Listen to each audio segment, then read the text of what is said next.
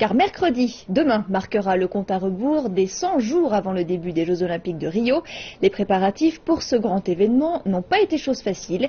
Il y a eu des problèmes budgétaires, des retards de construction et des rapports évoquant la faible qualité de l'eau des sites des épreuves aquatiques.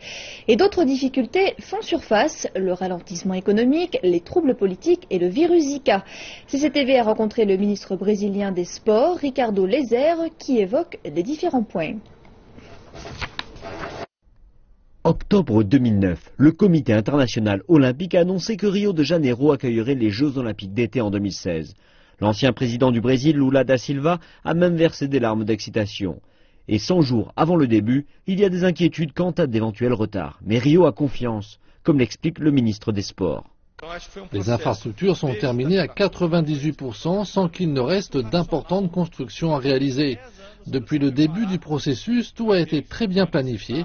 Le Brésil a mis 10 ans à se préparer afin d'avoir les infrastructures nécessaires et les athlètes formés.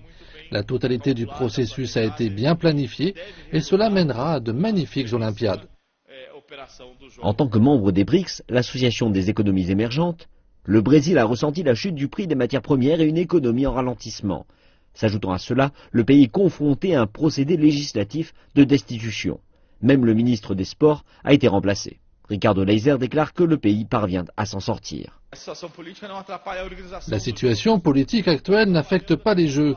Les gens accordent plus d'attention à ce qui se passe politiquement plutôt qu'aux Jeux.